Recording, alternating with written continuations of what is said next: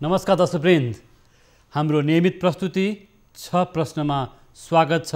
म नवराज चालिसे।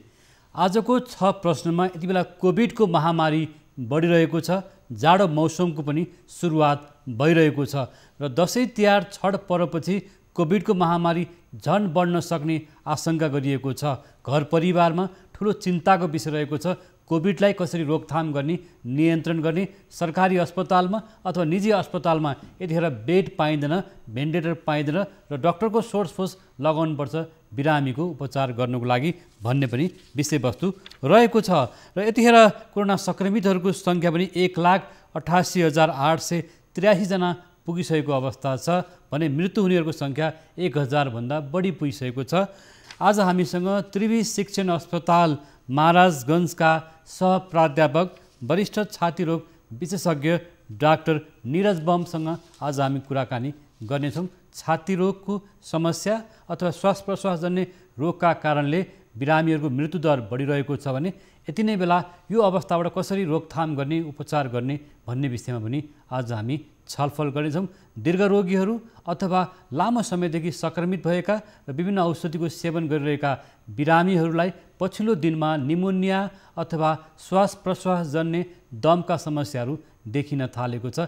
यस्तो अवस्थामा कसरी सजग रहने भन्ने नै आजको विषय रहेको छ। डाक्टर बमसँग यिनै विषयमा कुराकानी गर्नेछौँ। डाक्टर बम, यहाँलाई स्वागत छ।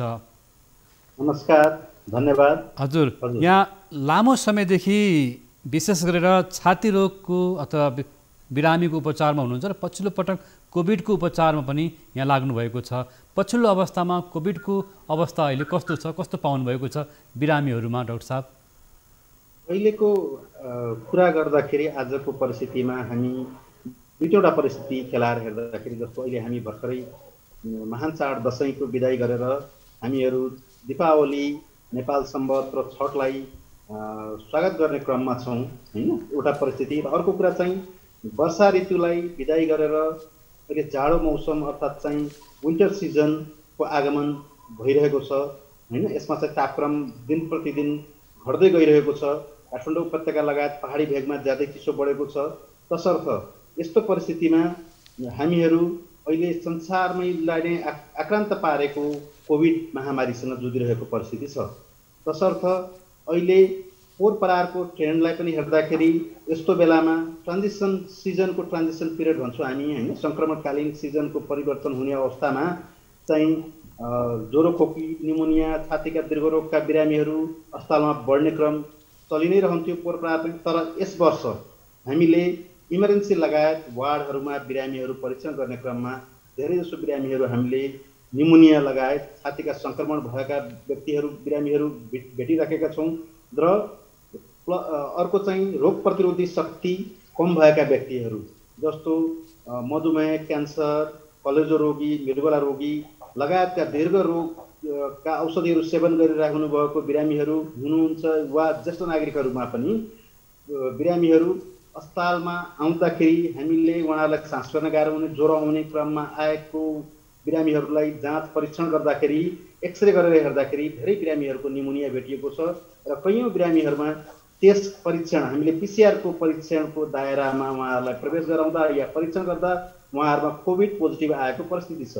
अर्को कुरा, नेपालमा आजको दिनमा 1,88,000 बिरामीहरू सङ्क्रमित भइसक्नु भएको छ र फेरि नेपाल सरकारले आकलन गरे अनुसार पनि माघसम्ममा 1,50,000 अन्य बिरामीहरू, सङ्क्रमित बिरामीहरू थपिने सम्भावना छ। र आजसम्म 1,000 भन्दा बढी व्यक्तिको मृत्यु भएको छ। सौभाग्यवश यो सङ्ख्या चाहिँ कम नै भन्नुपर्छ अझ पनि। तथापि जाडोको मौसममा बढी जसो श्वास प्रश्वासका बिरामीहरू अस्पतालमा भर्ना हुने क्रम बढ्ने र यतातिर शैय्या उपलब्ध नहुने, आइसियु लगायत भेन्टिलेटर उपलब्ध सीमित स्रोत साधनहरू नपुगिरहेको अवस्थामा, शैय्या पाउन अप्ठ्यारो भएको अवस्थामा धेरैले घरमै उपचार गर्नुपर्ने बाध्यता सिर्जना भएको छ। तसर्थ मृत्युको सङ्ख्या अझै पनि बढ्ने हो कि भन्ने एउटा त्रास फैलिरहेको जनस्वास्थ्य विज्ञहरू बिचमा। डाक्टर साहब, यहाँले पनि भन्नु भर्खरै दीर्घरोग भएका ज्येष्ठ नागरिक, पाको उमेरका हैन बिरामीहरू संक्रमितहरूलाई पछिल्लो अवस्थामा विभिन्न रोगहरू छ भने पनि फोक्सो सम्बन्धी रोग लागेको अथवा श्वास प्रश्वास सम्बन्धी रोगका कारणले गर्दा निमोनियाको कारणले गर्दा बिरामीको मृत्यु बढी भएको देखिन्छ पछिल्लो अवस्थामा अनुसन्धानहरूले नि त्यो देखाएको छ। यिनीहरू घर घरमा होम आइसोलेसनमा बसेका संक्रमितहरूको अवस्थाको बारेमा नि कतिपय अवस्था गम्भीर पनि हुँदै गएको छ। यस्ता बिरामीहरूलाई के सुझाव दिनुहुन्छ? अब संसारको 2019 को अन्तिमतिर संसारमा सुरु भयो र विक्रम सम्वत 2077 को 76 सालको अन्तिमतिर नेपालमा संक्रमण सुरुवात भयो र संसारको अध्ययनहरू वुहानदेखि लिएर स्पेन, इटाली, बेलायतदेखि लिएर न्युयोर्क हुँदै भारतमा समेत अध्ययन गर्दाखेरि के देखियो त्यो भन्दाखेरि अधिकांश रोग प्रतिरोधक ज्येष्ठ नागरिकहरू 60 वर्षभन्दा बढीको व्यक्तिहरूको मृत्यु भएको देखियो। अधिकांश हैन युवा अवस्थामा पनि नदेखिएको होइन, तथापि ज्येष्ठ नागरिकहरू त्यसमा पनि जो रोग प्रतिरोधी क्षमता कम गराउने रोगहरूबाट जुधिरहनु भएको थियो त्यस्ता व्यक्तिहरूमा मृत्यु बढी भएको देखिएको छ। तथापि सेकेन्डरी कजेसहरू यिनीहरू भए तापनि प्राइमेरी कज उहाँहरूमा धेरैजसो बिरामीहरूमा शिक्षण अस्पतालमा पनि हामीले अध्ययनहरू गर्दाखेरि उहाँहरूलाई चाहिँ सास फेर्न गाह्रो हुने, छाती गरम हुने, छाती घ्यार हुने र उहाँहरूलाई चाहिँ अक्सिजनको सहयोग लिनुपर्ने र सघन उपचार कक्षमा ट्रान्सफर गर्नुपर्ने र भेन्टिलेटरको सहायताले उहाँलाई कृत्रिम श्वास प्रश्वास प्रविधिमा राख्नुपर्ने अवस्था देखिएको छ। र मृत्यु हुँदाखेरि पनि प्राइमेरी कज चाहिँ छातीको न्युमोनिया होस् या छातीको संक्रमण या एक्युट रेस्पिरेटरी डिस्ट्रेस सिन्ड्रोमले गर्दाखेरि उहाँहरूलाई चाहिँ सेप्टिसेमियामा पेसेन्ट ल्यान्ड गर्ने र मल्टी अर्ग्यान फेलियर भन्छौँ हामी, जसमा चाहिँ कलेजोमा असर गर्ने, मृगौलामा असर गर्ने, रगतमा असर गर्ने र विभिन्न अङ्गहरूलाई खराब गरेर मृत्यु हुने क्रम बढेको छ। र तसर्थ अहिले पनि सबै जनस्वास्थ्यको मापदण्ड अनुसार र मेडिकल साइन्समा के छ भन्दाखेरि संसारलाई मेडिकल साइन्सलाई चुनौती दिएको विषय यो कोभिड महामारी।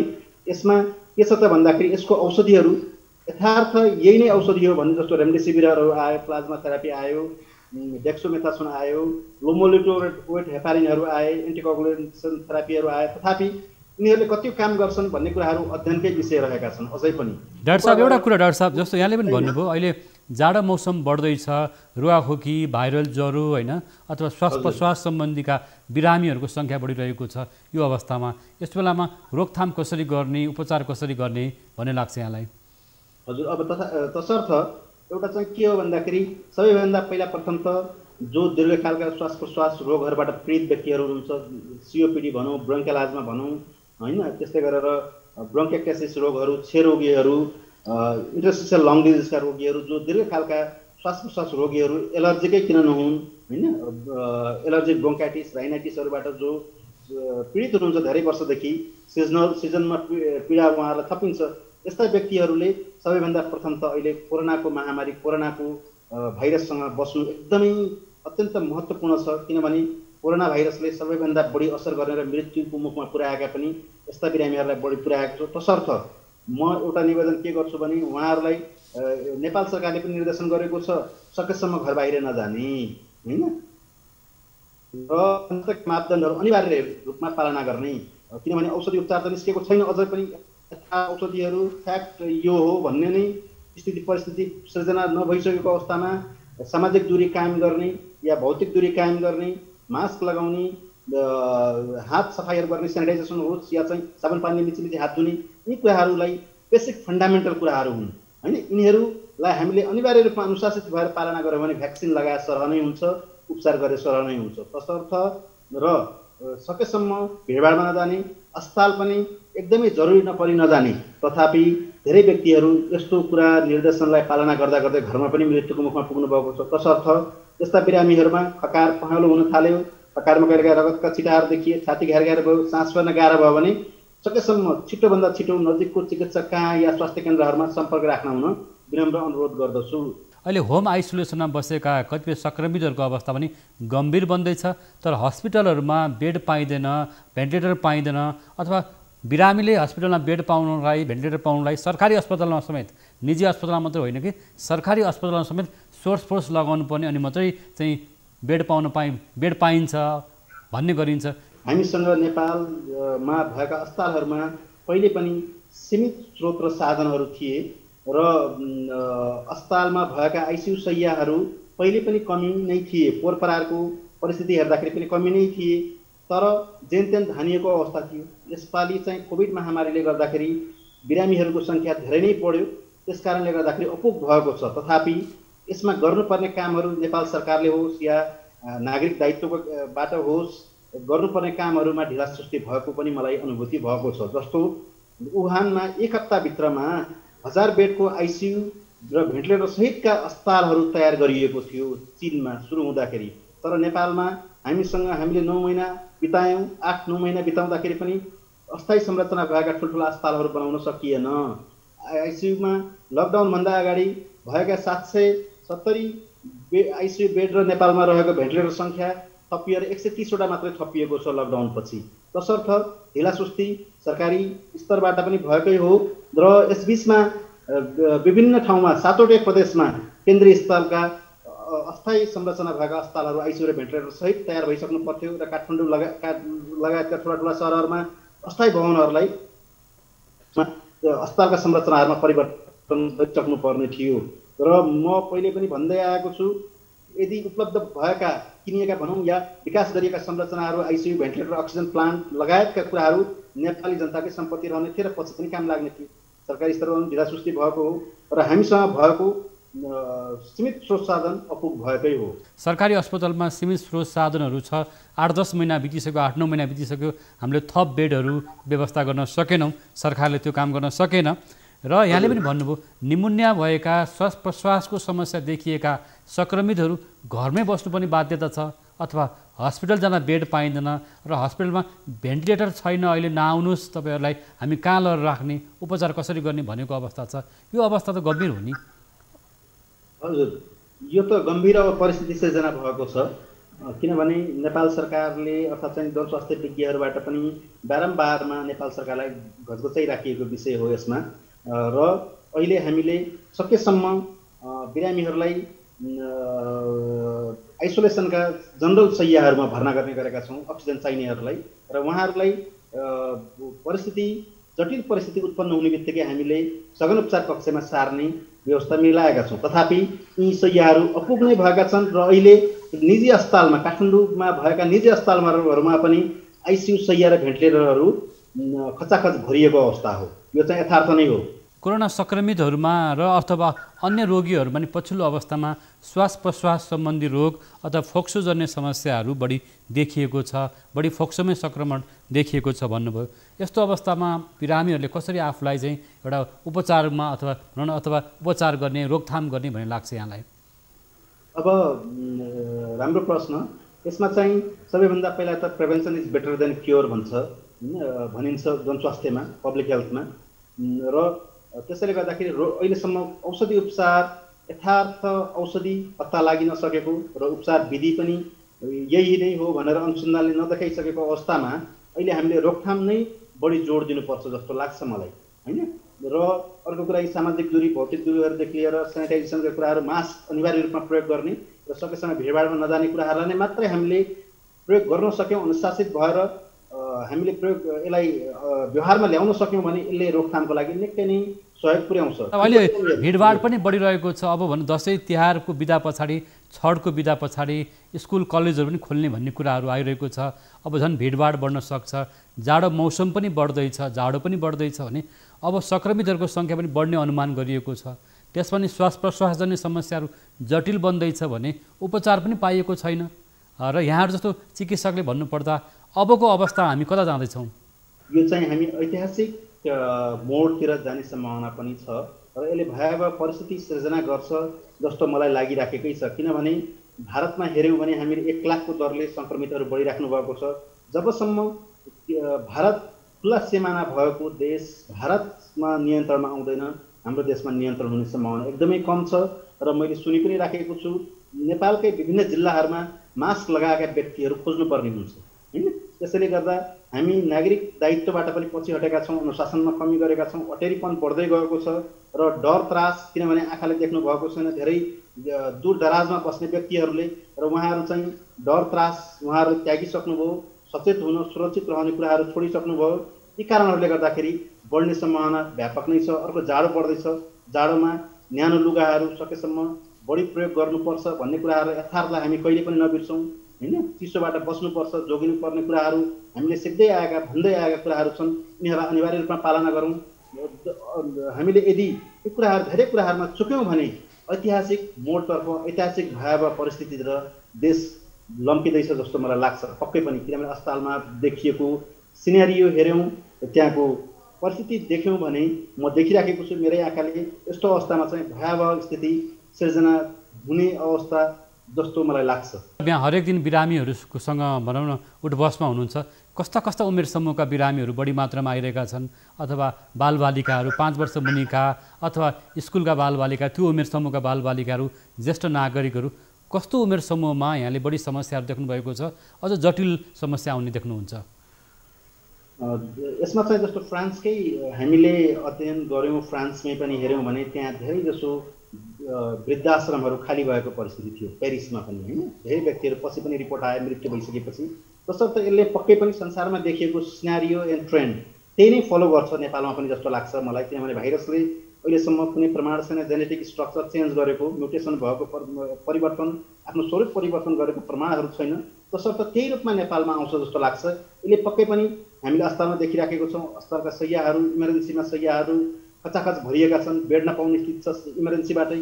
यस्तोमा चाहिँ हामीले देखिराखेको चाहिँ प्रायः ज्येष्ठ नागरिकहरू, रोग प्रतिरोधात्मक शक्ति कम भएका व्यक्तिहरू जो चाहिँ दीर्घ रोगबाट पीडित हुनुहुन्छ, जस्तै मैले अघि नै भने जस्तो मधुमेह, मृगौला, कलेजो हैन, फोक्सोको दीर्घ श्वास प्रश्वासको सिओपिडीका बिरामीहरू, क्यान्सरका बिरामीहरू, यस्ता बिरामीहरू बढी आइराख्नु भएको छ। तथापि युवा अवस्थाहरू, वयस्कहरू, युवा युवतीहरू पनि आइराख्नु भएको छ। तर युवा युवतीमा चाहिँ बढी जस्तो कस्तो लक्षण लिएर आउनुहुन्छ त भन्दाखेरि रुगाखोकी, ज्वरो नै हो उहाँहरूमा देखिएको। र एक्सरे गर्दाखेरि कैयन बिरामीहरूमा निमोनिया, कन्सोलिडेसन भन्छौँ हामी, दागीहरू देखिएका छन्। हजुर, निमोनिया भएका बिरामीहरूको सङ्ख्या बढिरहेको छ, यसको मतलब पछिल्लो पटक होइन? पक्कै पनि निमोनिया अस्पतालमा आएर परीक्षण गराउँदाखेरि निमोनिया देखिने छातीमा यस्ता बिरामीको सङ्ख्याहरू निकै नै बढिरहेको छ। र तिनीहरूलाई हामीले परीक्षण गर्दाखेरि पिसिआर पोजिटिभ आएको धेरैचोटि हामीले धेरै बिरामीहरूमा पोजिटिभ आएको देखेको छौँ पिसिआर। र अर्को पनि के निवेदन गर्छु भने हामीले एकैचोटि पिसिआर परीक्षण गर्दाखेरि नेगेटिभ आएका बिरामीहरू पनि फेरि हामीले परीक्षणहरू दोहोऱ्यायौँ, टेहऱ्यायौँ र कसैको 3 पटकमा पनि गएर पोजिटिभ आएको अवस्था छ। तेस्रो पटकमा हामीले अस्पतालकै रिपोर्टहरू अनुसार पनि पोजिटिभ रिपोर्ट पनि पटक पटक आएको र नेगेटिभ आएपछि पनि पोजिटिभ रिपोर्ट देखिएको भन्ने कुरा आइरहेको छ।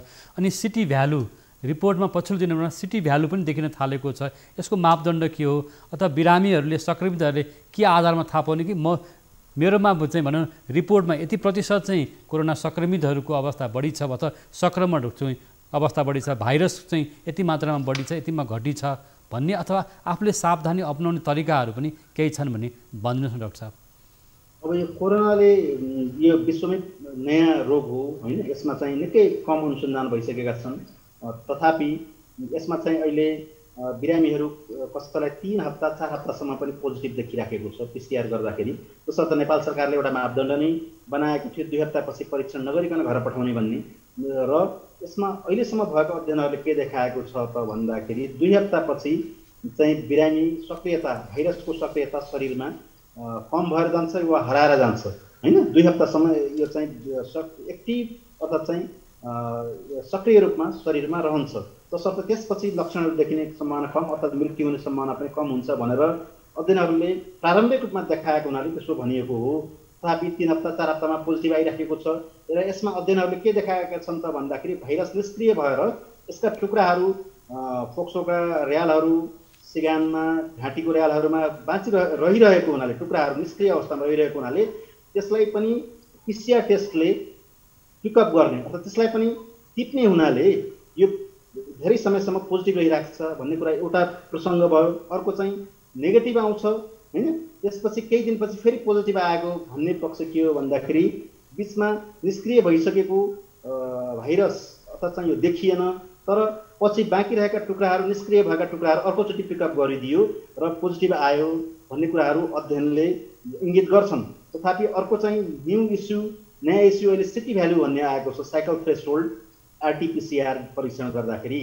यसमा चाहिँ WHO ले के भनेको छ त भन्दाखेरि 40 भन्दा यसमा चाहिँ भ्यालु 40 भन्दा माथि भयो भने यसलाई नेगेटिभ मान्नुपर्छ, 37 देखि 40 भयो भने यो विचाराधीन पोजिटिभ या नेगेटिभको बिचमा रह्यो र 37 भन्दा तल रहेको बिरामीहरू पोजिटिभ हुन् भन्ने कुरा WHO को वेबसाइटले जनाउँछ। तथापि यसमा चाहिँ के भन्न खोजिएको छ भन्दाखेरि यदि जति कम भयो 24-26 भन्दा यो भ्यालु कम भयो भने संक्रमण अर्थात् चाहिँ भाइरल लोड बढी छ शरीरमा, अर्थात् संक्रमण एकदमै एक्टिभ छ, सक्रिय छ भन्ने कुरा देखायो र 26, 28, 32, 34, 36 जति बढ्दै गयो त्यसको भ्यालु त्यति चाहिँ एक्टिभिटी कम छ भाइरसको, भाइरल लोड पनि कम छ शरीरमा र सर्ने सम्भावना पनि कम हुन्छ भन्ने कुरा देखाउँछ यो रिपोर्टले चाहिँ। तथापि साइकल थ्रेसहोल्डलाई संसारमा अहिले अध्ययनहरू चलिरहेको छ, धेरै अध्ययन भएको छ, धेरै अध्ययनले त्यस्तो सानसानो अध्ययनहरू देखाए तापनि केही अध्ययनले सिटी भ्यालु साइकल थ्रेसहोल्डकै भ्यालुमा निर्णय गर्न सकिँदैन भन्ने कुरा पनि देखाएका छन्।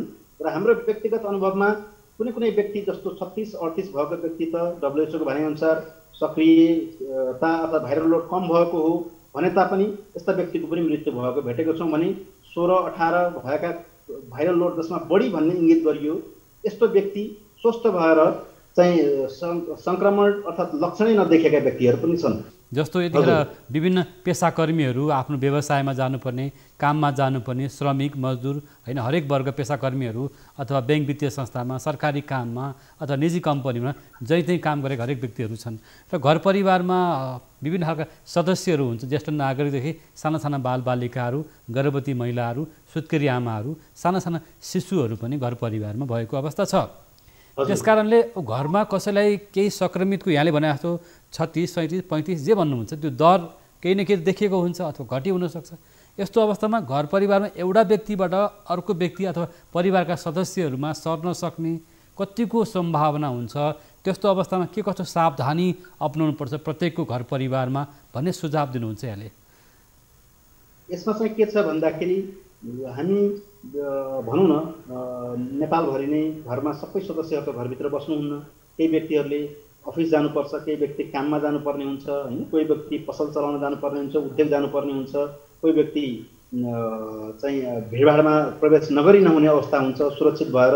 त्यस्तो अवस्थामा घरमा हामीले सम्पूर्ण व्यक्तिले म अनुरोध के गर्छु भने हाम्रो नेपालभरि नै हामीले नागरिक दायित्व अनिवार्य रूपमा पालना गर्नुपर्छ। त्यसमा नागरिक दायित्व भनेको के छ भन्दाखेरि यो महामारीको बिचमा सम्पूर्ण व्यक्तिले हैन जनस्वास्थ्यका मापदण्डहरू, सुरक्षाका मापदण्डहरू, महामारी कोभिड महामारीको विरुद्धमा निर्देशित गरिएका सामाजिक मापदण्डहरू भनौँ न सुरक्षाका मापदण्डहरू अनिवार्य रूपमा पालना गर्नुपर्छ। प्रत्येक व्यक्तिले जो घरमा बस्नुहुन्छ उहाँहरूले पनि गर्नुपर्छ, बाहिरबाट आउनेले पनि गर्नुपर्छ।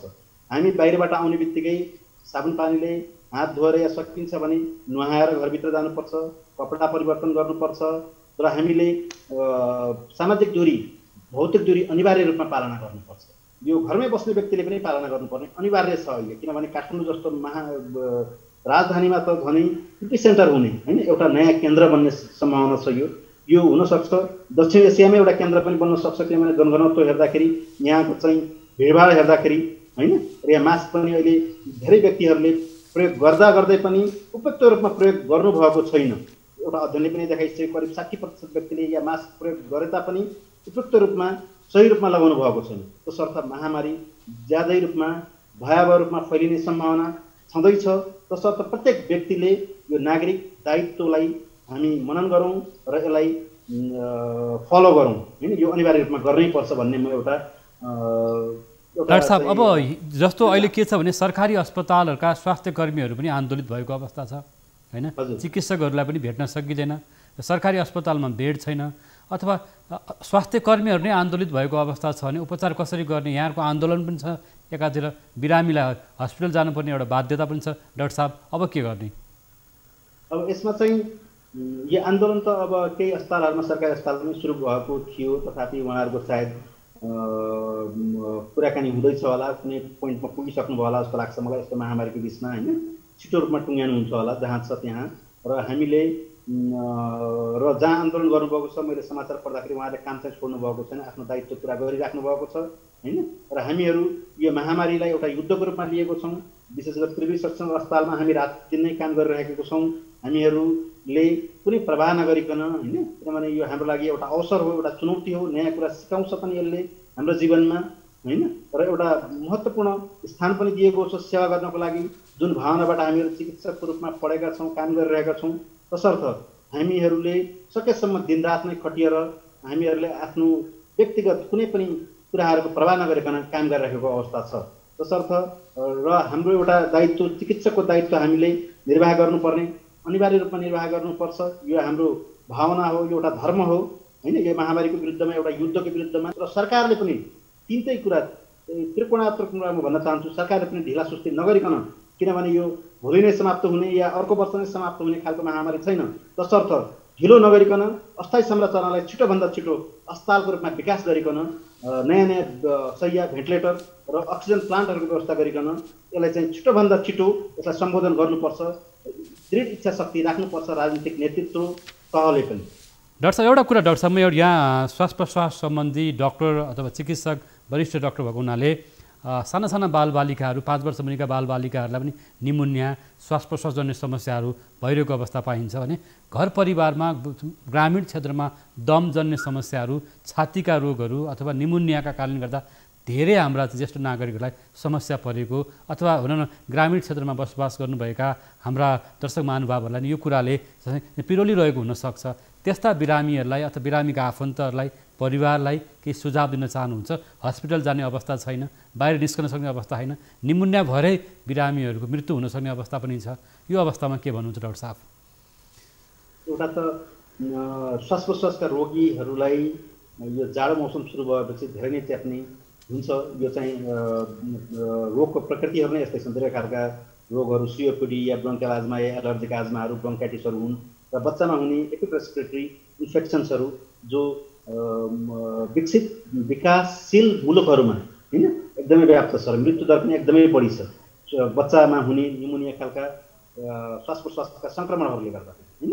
तसर्थ जाडोबाट बस्नुपर्छ, यो कुरा अवश्य नै हो। र अर्को कुरा, अस्पताल जान सक्ने परिस्थिति छैन, तथापि आकस्मिक परेमा, इमर्जेन्सी परेमा, जस्तो बच्चाहरूमा सास फुल्न थाल्यो, छाती घेर घेर आवाज आयो, बच्चाले नखाने भयो, बच्चालाई चाहिँ छाती दुख्न थाल्यो, यस्तो परिस्थितिमा चाहिँ हामीहरूले हेलचक्राइ नगरिकन छिटोभन्दा छिटो नजिकको स्वास्थ्य केन्द्र या चिकित्सकका सम्पर्क गर्नुपर्छ। भने दूर दराजमा रहनुभएको धेरै खालका श्वास प्रश्वास रोगी, दम हुन् या ब्रोन्कियल आजमा हुन् या क्षय रोगी या ब्रोन्काइटिस, इन्टरस्टिशियल लङ डिजिज, सम्पूर्ण बिरामीहरूले आफूले पहिला लिइराखेको औषधिलाई नियमित गरिदिनु होला। अक्सिजन थेरापीमा भएको बिरामीहरूले अक्सिजन पनि नियमित गर्नुहोला र इन्हेलर थेरापी लिइराख्नु भएको बिरामीहरूले इन्हेलर थेरापीलाई पनि नियमित गरिदिनु होला। र आफूमा खकार पहेँलो भयो या खकारमा रगतका छिटाहरू देखिए, छाती बरुङ्गो भयो, छाती घेर घेर हुन थाल्यो, सास फेर्न नै गाह्रो हुन थाल्यो भने आकस्मिक रूपमा नजिकको स्वास्थ्य केन्द्र या चिकित्सक कहाँ या अस्पतालमा जहाँ देखाउनु भएको थियो त्यहाँ पुग्न नसके पनि महेन्द्रनगरबाट काठमाडौँ आउन सम्भव छैन, अहिले झापाबाट काठमाडौँ आउन सम्भव छैन, दार्चुला र ताप्लेजुङबाट काठमाडौँ आउन सम्भव छैन, तथापि उहाँहरू नजिकको स्वास्थ्य केन्द्र या चिकित्सक कहाँ सल्लाह लिनुहोला र आफूले प्रयोग गरिरहेको औषधिहरू नियमित गर्नुहोला।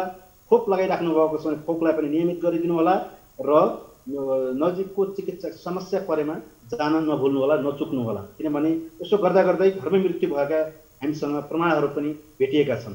सार्वजनिक यातायातमा विशेष गरेर लामो दूरीका बस अथवा छोटो दूरीका बसहरूमा अथवा सार्वजनिक यातायातमा भिडभाड बढ्न थालेको हामी देख्छौँ। मास्क पनि लगाएको पाइँदैन होइन, र बजारमा पसलमा भिडभाड छ। यो अवस्थामा चाहिँ सजग रहन के भन्नुहुन्छ अन्तिममा डाक्टर साहब? अब यो मैले पनि देखिरहेको छु होइन, भिडभाड बढिरहेको छ। दीपावलीको बेलामा झन् बढ्छ जस्तो मलाई लाग्छ र यसमा म आफै अचम्मित पनि हुन्छु, मनमनै सोध्छु होइन। व्यक्तिहरू नजिक नजिक बसिराख्नु भएको छ होइन, मास्क नलगाइकन कुरा गरिराख्नु भएको छ र मैले केही ठाउँमा भनेको पनि छु, जब आफूलाई पर्छ अनि त्यसपछि थाहा पाउनुहुन्छ धेरैजनाले होइन, कतिजना व्यक्तिहरूले। त्यसैले म फेरि पनि विनम्र अनुरोध गर्छु होइन, सम्पूर्ण दर्शक महानुभावहरूमा त्यस्ता व्यक्तिहरू जो हुनुहुन्छ, जो भिडभाडमा प्रवाह नगरिकन ज्यान जोखिममा पारेर गइराख्नु भएको छ, उहाँहरूले अनिवार्य रूपमा मास्कको प्रयोग कृपया प्रयोग गरिदिनु होला होइन। हातको सफाइ राखिदिनु होला, सेनिटाइजर होस् या चाहिँ साबुन पानीले धोइदिनु होला र अनिवार्य रूपमा भौतिक दूरी 2 मिटरको पालना गरिदिनु होला। टाढै बसेर पनि कुरा गर्न सकिन्छ। र अर्को कुरा म दर्शक महानुभावहरूमा अर्को अनुरोध, विनम्र अनुरोध पनि के गर्न चाहन्छु भने हामीले आफूले गरिराखेका छौँ भने अन्य व्यक्तिहरू देख्नुभयो भने उहाँहरूलाई पनि सम्झाइदिनु होला, उहाँहरूलाई पनि अनुरोध गर्नु होला। यो मेरो, तपाईँको, हाम्रो सबैको नागरिक दायित्व हो, समाजको दायित्व हो र राज्यप्रति दायित्व हो, प्रत्येक व्यक्तिको। किनभने महामारी एउटा युद्ध हो, हामीहरू यसको विरुद्धमा लडिरहेको छौँ। त्यसबाट पराजय हामीले कुनै पनि हालतमा भोग्नु हुँदैन। यो ऐतिहासिक भुल हुनेछ, ऐतिहासिक पराजय हुनेछ, मानव इतिहासमा एउटा नयाँ मोड हुनेछ।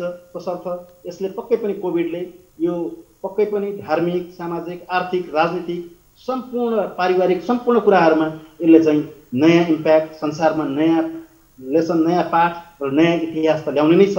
तथापि यो महामारीको विरुद्धमा हामी सबै एक भएर अगाडि बढौँ, जुटौँ, नागरिक दायित्वलाई पालना गरौँ, अनुशासित भएर नागरिक दायित्व र कर्तव्य पुरा गरौँ भन्ने अनुरोध गर्न चाहन्छु।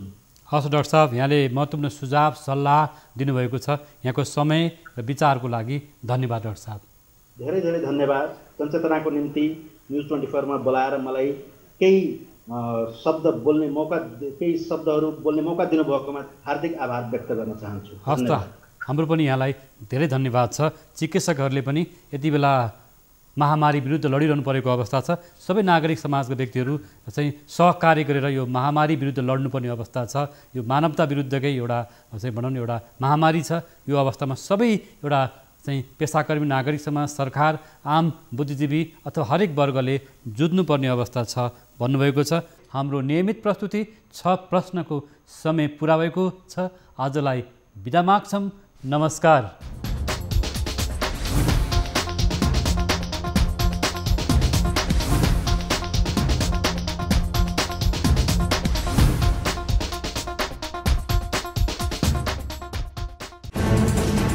कोरोनाले सृजना गरेको सङ्कटमा पल पलका न्युज अपडेट र हर क्षेत्रको कभरेजका लागि न्युज 24 नेपाल युट्युब च्यानललाई सब्स्क्राइब गर्नुहोला।